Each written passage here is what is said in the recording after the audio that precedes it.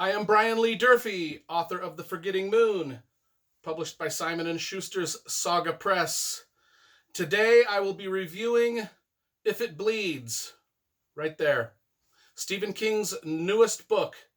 It's not a novel, it's a collection of count them four, short novellas, much like, Four Past Midnight or Different Seasons, if you can remember those classics.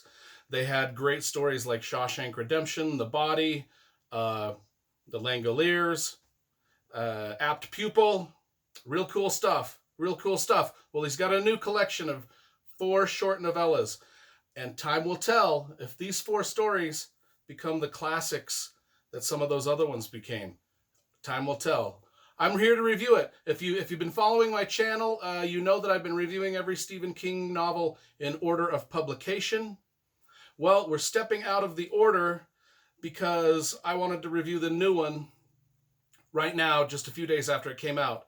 I think in my review series, we're up to Christine, somewhere in there, maybe a little further than Christine, I'm not exactly sure. But right now we're going to be doing If It Bleeds. So we're going to be stepping out of order a little bit to his most recent thing. I just wanted to do it. I was excited to see it come out. I want to review it now since I just read it. In fact, I got the audible.com version a couple days ago and listened to those and read along with the book here. And I also review the audible.com versions, and, some of the voice narrators were Will Patton, Danny Bernstein, Steve Weber. They all did a great job. Will Patton did The Outsider, which I listened to a couple years ago, and I thought that was fantastic. He always does a great job with King. So A+ for the Audible narrators. They do a great job. I know the Audible narrator that worked on my book. He did a fantastic job too. Tim Gerard Reynolds, shout out to you. Anyway, let's get to If It Bleeds. If you've followed my reviews, you know I'm not a fan of Stephen King's shorter works. The short story collections usually don't get glowing reviews from me. They get pretty decent reviews, but I usually give the really great reviews to Stephen King's much longer works. So let's talk about this one. Short stories, not short stories, but short novellas. I love The Shawshank Redemption. I love The Body. I loved Apt Pupil. I loved a lot of these shorter novellas. I think, I mentioned before, time will stand this stand. Time will tell if these are going to be classics like that. I think some of them might be. I really do. I think this is a strong collection of stories. Let's start with the first one. No spoilers. I don't do spoilers in my reviews, so I will just do a general plot outline and then kind of tell you my feelings about it. Mr. Harrigan's Phone. That's the story we open up with. I loved it. Loved it. Typical Stephen King coming-of-age tale. I mean, if you know what I'm talking about, in stories like It and The Body, you got young kids with the young angst. Mr. Harrigan's Tale got that stuff in it. It's about a young boy who befriends an old rich man and kind of helps the guy. The old man dies. Well, before the old man dies, the kid gives the old man a cell phone. But the old man passes away.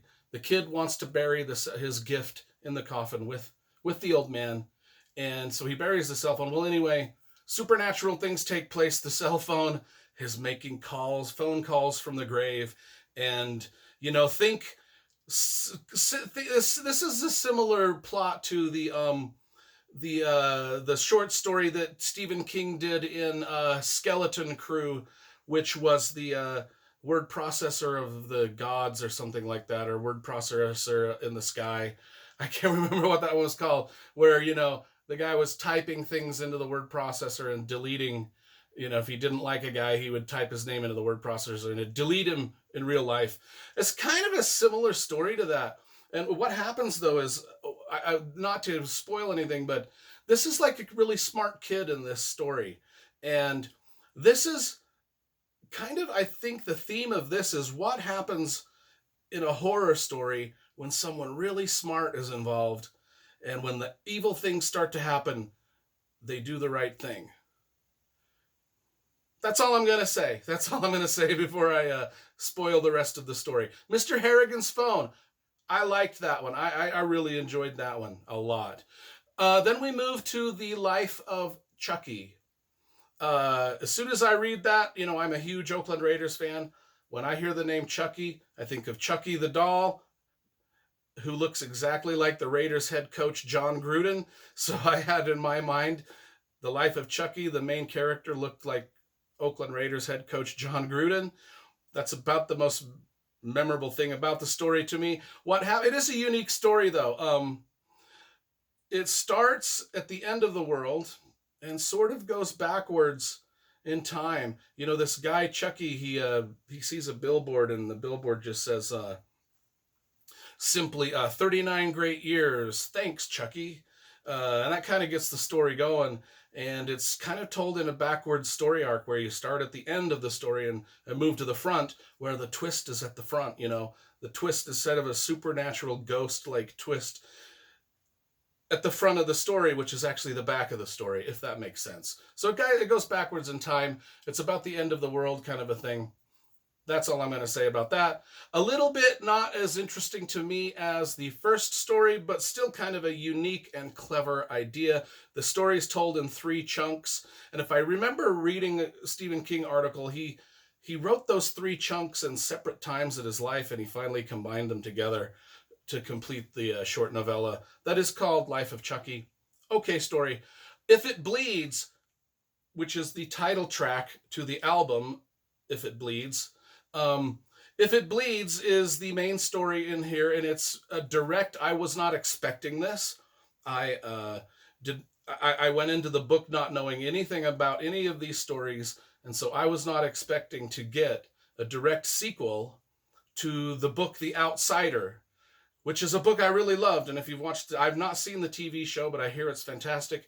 So if you're familiar with The Outsider, also if you're familiar with Stephen King's Mr. Mercedes trilogy, If It Bleeds is a sequel to those stories with some of the same characters. And I wasn't expecting that. So I don't know whether if I was thrown off guard at first, or if I enjoyed it at first, or if I was even annoyed at first. But as I got into the story, a lot of the elements from The Outsider and from the Mr. Mercedes trilogy are in here. And it was a good story. It ended up surprising me in the end, and I ended up, surprised at how much I liked it in the end. So, If It Bleeds, the title track to the album, If It Bleeds. Great story, Stephen King. Did a good job. One thing I will say, that the story the plot sort of gets off the ground with a sort of a terrorist act. Kind of like the Mr. Mercedes book sort of got off the ground with a terrorist act. So it's kind of got, you gotta deal with that a little bit at the front of the story. But otherwise, love it. Great story. I will let you explore it on your own and find out which characters from The Outsider and the Mercedes trilogy and Finders Keepers, the Finders Keepers detective agency. I'll let you find out which characters are involved in that, and you can be surprised like I was. The last story, the 4th story, which might kind of creep up into that realm of being one of the classics that we remember out of this. And it's just called Rat. That's the title of it, is Rat. And as you can see, we've got a cat on the cover here. But if you get the cover close enough, you can see that it's not actually a cat, but it's actually a rat. You can see its little eyes and nose and stuff. Anyway, I thought it was cool. But I'm easily entertained. Not sure if I like that cover or not. What you gonna do? It's all right, though. Rat, the story. I like it because I'm a writer. Stephen King often incorporates authors as the protagonists of his stories, sometimes the antagonist of his stories. This time, I'm not going to tell you whether it's a protagonist or an antagonist. But there's an author in this story, and he's kind of successful with his short stories. He goes on a little retreat to a cabin in Maine to finish his big novel, and he just has writer's block, and he can't seem to get it done. And so he makes a deal with the devil to get this thing done. But the devil, well, he makes a deal with a rat to get it done. That's all I'm going to say. That's all I'm going to say. But I loved it. I absolutely thought that the final story, Rat, was fantastic. I dug it probably because I'm a writer. I've never suffered writer's block, but I know writers that have. And I think this is Stephen King's sort of thematic description of what it's like to be a creative person and just have roadblocks in your way. When I was reading this, I'm thinking of some of my favorite authors that just can't seem to get their novels finished, like George R.R. Martin with the Game of Thrones, or Patrick Rothfuss with the Name of the Wind sequels. They're stuck.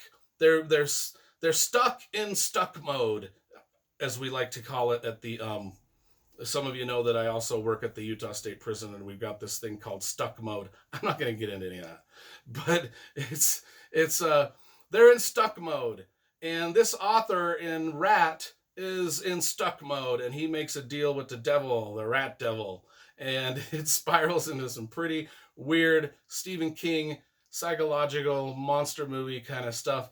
I dug it. I loved it. My favorite story was the final one, just called Rat.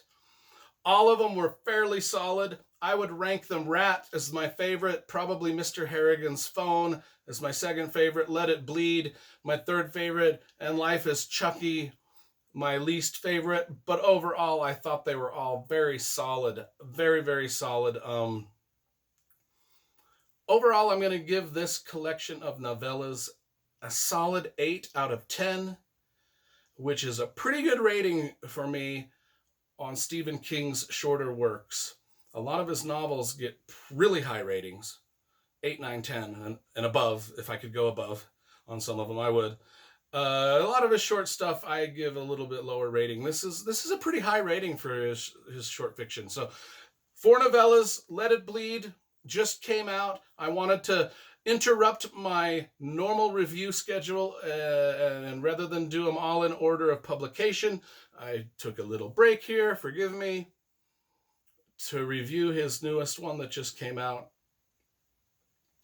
It's got a lot of surprises in it, folks. I really liked it. I was pleasantly surprised with most everything I read. 8 out of 10. Please, everybody, go get a copy of Let It Bleed to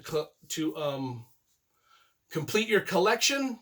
And as you know, at the beginning of every book I write, I dedicate every book I write to Stephen King, Motley Crue, and the Oakland Raiders, because those were my 3 favorite things as a kid, the most important things to me in my life as a kid. So they get a shout out in every book I write. Let it bleed. If it bleeds. Let it bleed. If it bleeds. Whatever. Go and get it. If it bleeds. Let it bleed.